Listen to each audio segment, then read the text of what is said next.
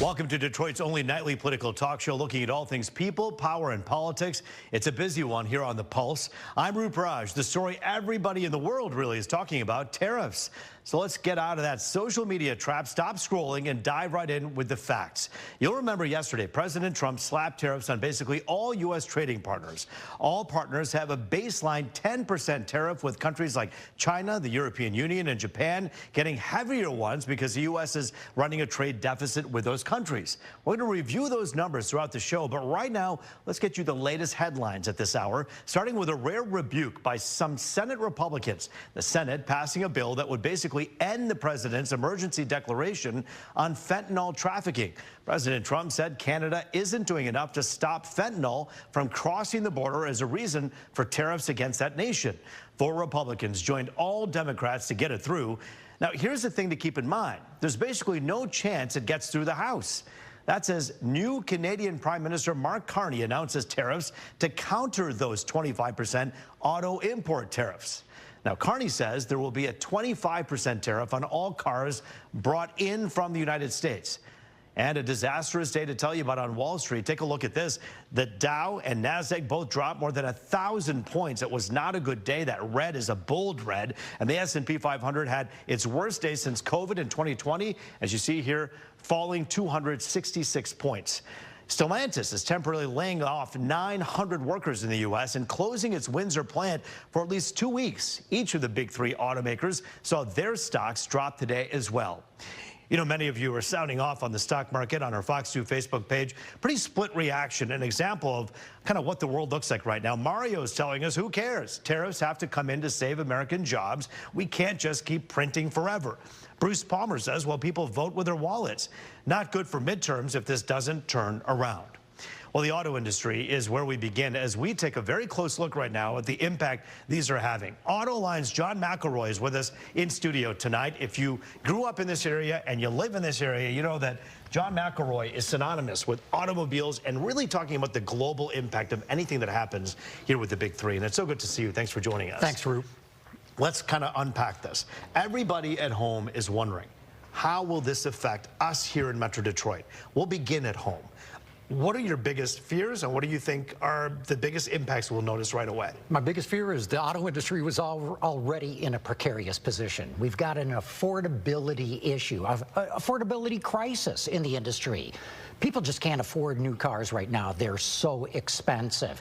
In fact, we're at peak auto. We sold more cars in this country a decade ago than we do today. We've priced millions of households out of the market. And now come the tariffs. And what are they going to do? They're going to raise prices even more. Car sales will drop. Now the question is, by how much? When you hear Sean Fain with the UAW, who is an ardent Biden supporter and a Kamala Harris supporter, say, hey, you know what? Tariffs are a tool in the toolbox, and we have to use them. This has been an unfair trade balance between us and the world. What do you say? Well, you know, what a 180-degree turn that Sean Fain has done vis-a-vis Donald Trump. Now he's singing the praises of the president, or at least his tariffs. Doesn't surprise me that he's doing it in the sense that the UAW and most unions have always been in favor of much higher tariffs to try to force more manufacturing to take place in the U.S. and hopefully, on their part, create more union jobs. $1.2 trillion trade deficit that the United States ran in 2024. You have been covering this auto industry for decades. You've seen how unbalanced it is. Did you ever see this day coming? No, not at all. Not whatsoever. But, you know, it's a different world today. You know, the economic situation or the global trading system that we're using today pretty much came out of the post-World War II years when the United States dominated the world in everything. And we could open up our markets and wanted to let these war-torn countries rebuild. We wanted the dollar as the reserve currency of the world because it made a lot of sense. Fast forward almost 80 years, things have changed a lot, and we do need some amount of protectionism. I don't have a beef with the president with that. I do have a beef with the way he's going about doing it. Our neighbors hate us. Our allies don't trust us. The markets are tanking. But is this just temporary? Is this just sticker shock from the first tariffs kind of being slapped on? Look, Trump's going to use these tariffs to negotiate other things. So there's an opportunity somewhere down the line, whether it's this year or certainly before his term is up, that he's going to be negotiating other things that he wants to get. Make no mistake about it, I can talk competently about the automotive industry. Yeah. It's going to be brutal. It's going to be very, very difficult. I want to run some numbers by you in terms of who builds cars in the USA. Ford builds 80% of its vehicles in the USA. Stellantis, 57%, I believe, and General Motors, 52%. Talk about how this impacts the big three here at home when we talk about all these parts and these cars being built elsewhere. Well, look, with the tariffs that Trump's already put in place, steel is more expensive. Anything that uses steel is going to go up in cost. Aluminum, same thing. Now every part and component that comes into the United States is going to get hit with these tariffs. That's going to raise the price of them. So even if Ford Motor Company makes 80% of its products in the United States, assembles them, it's using steel, it's using aluminum. Remember that F-150 pickup, all aluminum body, and all the parts and components that go into it are going to raise the price as well. There's no way around this. Car prices are going up. When you hear this president say we're talking about over 10 years, a $6 trillion benefit, $600 billion a year that will come from these tariffs, and then the opportunity to build manufacturing plants in the USA instead of building them elsewhere. Well, will this encourage them to do that? It will, right? It will bring more manufacturing back to the United States, but as car prices go up, sales will go down. That's going to be a bit of a wash the way I see it. And as we create more manufacturing jobs in the U.S., look, we want to pay our people really good money, but there's got to be offsets to that higher labor cost. I think you're going to see a whole lot more automation, a lot more robots. So as car sales go down, there's a bit of a wash on jobs, robots replacing stuff. I don't think it's going to create all that many more U.S. automotive manufacturing jobs. Let's talk about our friends who are on the other side of that camera who want to buy a car. The average price right now hovers somewhere around $47,000, $48,000. That's a pretty hefty price tag. It's going over 50. Well, it's going up for 50. But what happens with these tariffs? How much more will people be paying on average, would you think, per vehicle? I think what the automakers are going to do is spread the cost of these tariffs across all models. Because some vehicles, especially trucks coming in from Mexico and the like, could get hit with a $10,000 tariff, maybe even more. We don't want the price of that model to go up that much. So I think they're going to spread it across the line to ease the pain, so to speak. Now, how much that goes up? I don't know if anybody knows. I don't even know if the car companies know. They're all trying to figure out how much American content do we have on this, what tariffs get applied to that content, how does this work? Even the White House doesn't know. You know, none of the parts coming in from Canada or Mexico are being hit with this 25% tariff because even the White House admits it doesn't know how to apply them. Last question. The conversations that this president have, I've been told, and there's been a lot of reporting from the White House about how this president does make a lot of phone calls and talks to a lot of people. Bill Ford Jr. told me and my colleague Taryn Asher that he had a good call with President Trump back in January and that he's listening. Do you think he's listening? Yeah, I do. Look, the president isn't doing this out of some whim or some crazy idea. He's got a plan. He's got a plan, and believe me, this is just the beginning of it. We're going to see a lot more. You may not agree with the plan. I don't agree with the way it's being done. But he's got a plan, and it's going to happen. I know you're a busy guy, but John, we hope you'll stop by again here on The Pulse and talk to us again. Thanks, Roop. I appreciate it. Always appreciate your time. John McElroy for us. Keeping this conversation going after the break, Perry Johnson, a guy who ran for president, talks about efficiency all the time, and Sherry Gay-Degnago, they're talking about the political fallout and by the numbers of the potential impact on you. You're watching The Pulse here on Fox 2.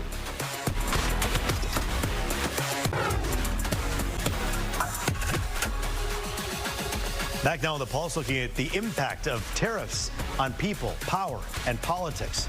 You just saw Perry Johnson and Sherry Gay-Degnago off the top there in that shot. We're going to get to them in just a second, but first, we're going to look at some estimates about how these tariffs will impact all of us.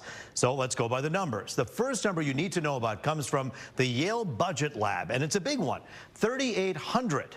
That's how much economists there believe the average U.S. household will pay in higher costs. That's factoring in both the impact of 10% baseline tariffs that we talked about and the higher one slapped on roughly 60 countries.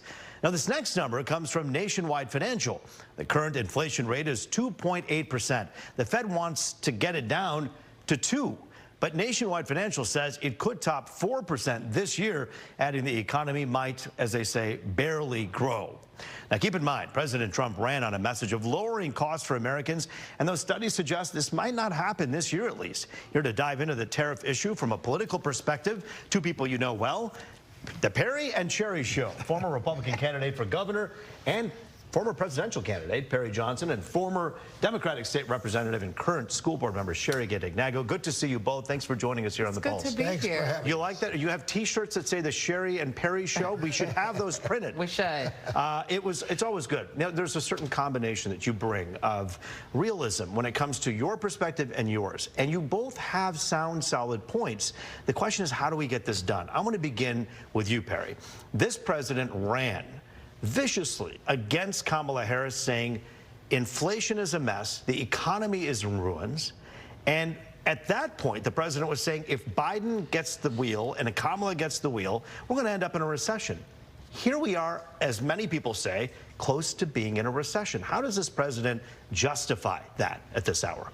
He also ran on the fact that he was going to have these tariffs. He never camouflaged it.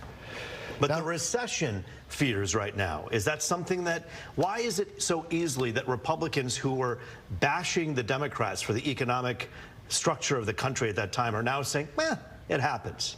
I'm actually not expecting a recession. Okay. What I do think, though, is that people do not realize what's been going on over the last 40, 50 years. It's been really unreasonable. You know, in the European Union, they have a 39% tariff. And they also have a 20% VAT. So when we ship something over there, not only do they charge us the 39%, after it gets to 139% of the cost, they add a 20% VAT to it. So you're over there. That's a value-added tax, right? Right, which is 28% onto that, so it's 167%. So there's a 67% hit. Now, this has been going on. Nobody thinks anything of it. They go, oh, well, this is fine. China, 67%. Now, when we take a look at all these countries, like Germany, shipping cars to the United States, it's not unreasonable that we say, hey, let's do something that makes sense. We talked in the 80s about the problem that we had with Japanese autos dumping cars into the U.S. And this president, Sherry, is saying that, look, we've been ripped off and taken advantage of, as you're hearing Perry talk about as well. Even Democrats would agree that this has been an uneven trade ecosystem and environment. What's wrong with trying to correct that? So for one, I give Perry some credit. We do want to have some parity when it comes to how we are doing business with other countries, but we got to look at the patterns in which Americans are purchasing. And so the formula that the president has used is not matching apples for apples. Tariffs on Europe, on Canada, on China. No, we're 50% of what they're doing. But no, it's not. It's not 50% of what they're doing. Yes, it is. No, it's not. He's looking at the deficit. The deficit, dividing that by 2, and then looking at the percent. No, exactly the opposite. It's 39%, and we're now giving them half, 20%. The formula, Perry, the formula that has been announced throughout the day that I've been following. Now, I'm no economist, but I can read.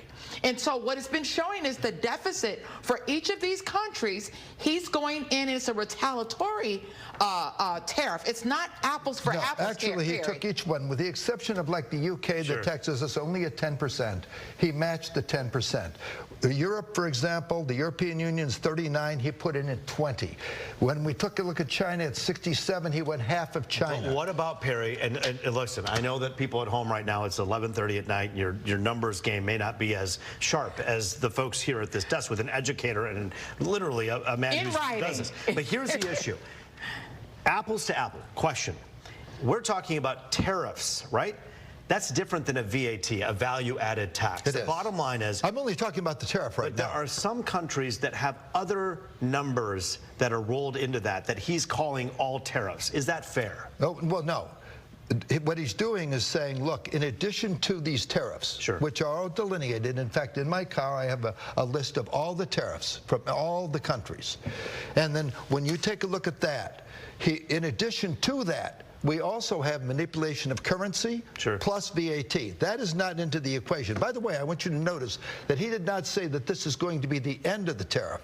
He said this is the first step, because he will match their tariff if they don't do something. You know, but Sherry, but he's creating a trade war, and it's not unilaterally the same for every country. Beginning a trade war, that's true. But that's not necessarily how it's going to end. And I want you to listen to what the president said, Sherry. He said, of course, every country has called us, putting us back in the driver's seat. This is a master negotiator, whether you like President Trump or not. He is indeed a master negotiator. If he's saying this is today, every country has called us, putting us back in the driver's seat. Isn't that the ultimate goal? And if that's the goal, is there anything wrong with what he's doing? Well, I think the way that it's being done right now, we already have a problem with our economy, and you're looking at jobs and automation, how things are going in that regard. To have 700 workers laid off from one auto factory, and then looking at what's going to happen with Ford and General Motors, I'm not so sure that he's headed in the right direction by creating enemy with all of our foreign allies in many instances. And right here at the border of Canada, if you're looking at a $3,000 increase, which many families are not as wealthy as Perry, and are not going to be able to afford a $3,000 hit, but let alone the cost of groceries, the cost of energy, the cost of transportation will now be out of their reach. And so we have to think about how to do this in a way that is not impacting those who are less. The price of eggs and the price of groceries and the price of fuel have gone down in the last 2 months, and that's something this president has as a feather in his cap. I will ask you, though, finally, Perry, a little bit about the big picture here. The big three, their profit margins are going to shrink because they have to pass off this tariff. We just heard John McElroy talk about that. That then affects the economy here in Detroit. You care deeply about the tier ones and all I care deeply. So are you worried about, and honestly, are you worried, even if it be temporary, about the long-term effect on everyday people out there who are watching? What I'm going to say is going to shock you. What is going to happen is going to be very, very simple. Because of the fact that we are a consumer country, consuming more than anyone, because you'll see it, as you stated, our balance of payment is a negative $1.3 trillion. So we consume more than they do. Sure. The pressure on them is much greater than the pressure on us. In fact, we're making money on this. The bottom line is, if these companies go and do what I think they're going to do, they will reduce their tariffs. And by reducing their tariffs, we're actually going to have downward pressure on pricing all around the entire world. We are already over time, so I'm just going to say thank you to you both. We have to continue this conversation, and we will. It's very complicated, so we must. We must, absolutely. We have to pay the bills on the other side of this break, otherwise we talk more. We're zeroing in on our relationship with our neighbors across the Detroit River. Troy Mayor Ethan Baker, who also chairs the Great Lakes Fishery Commission, is in next. He's talking about billions of dollars of fishery money that goes between Canada and the U.S., how it'll affect us next on The Pulse. We'll be right back. Thank you.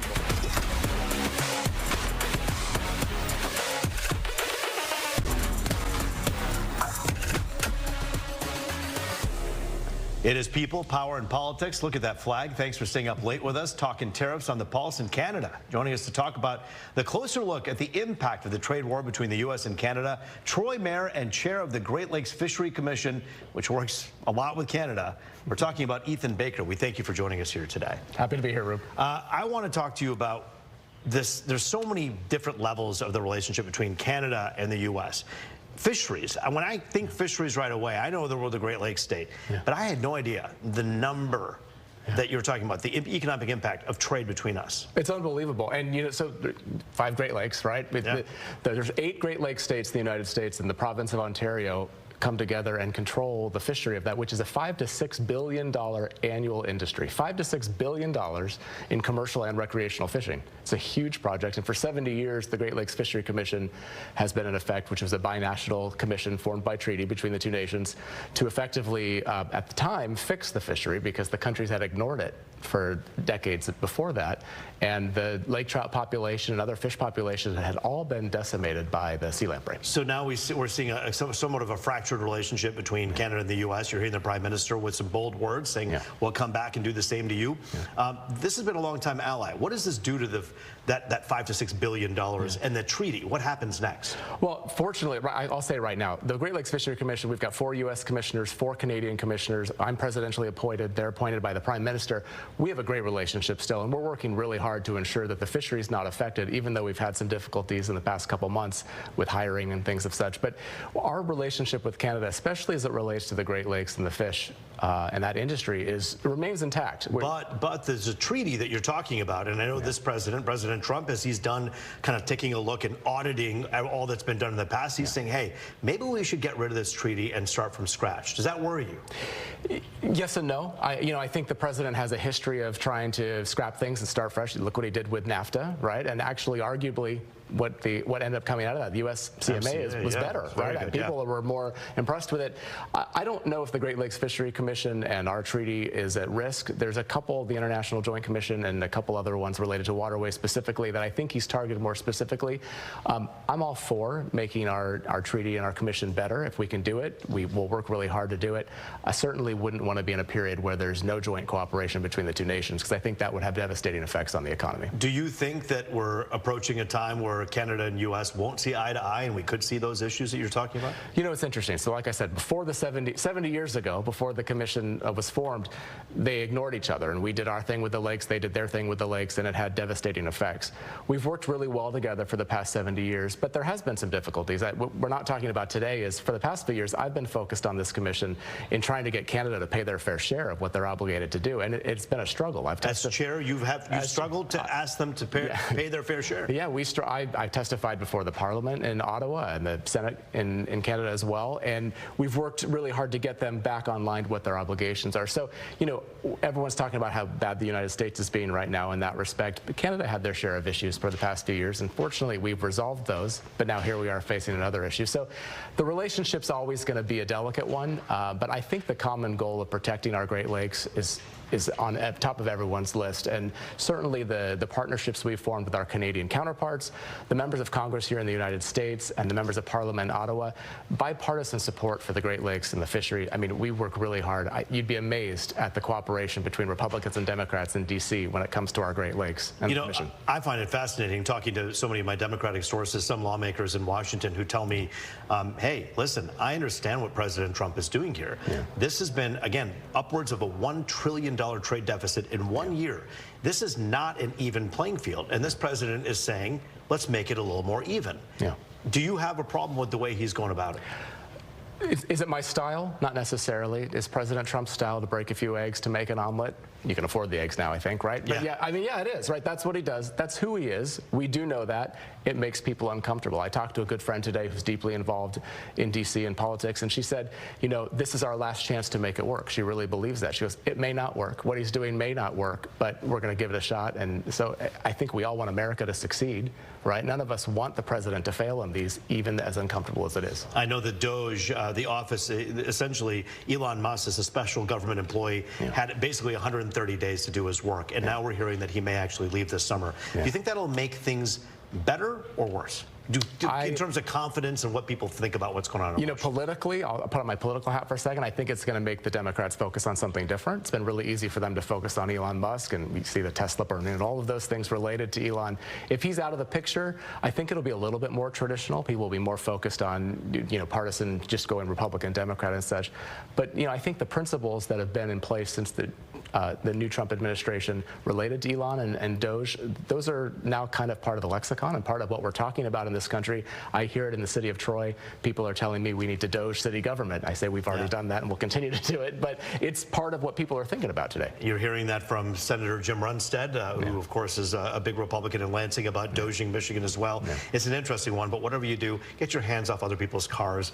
There's no excuse for that. Monsters, you have to go away. You cannot burn people's cars. But it is an interesting time in our country, one that we're so grateful to have Ethan Baker on with us to take a look at. Thank you so much for your time today. Thank you, Rup. That is the Pulse for tonight. It was good to be with you. I'm Rup Raj. As always, I'll see you tomorrow night.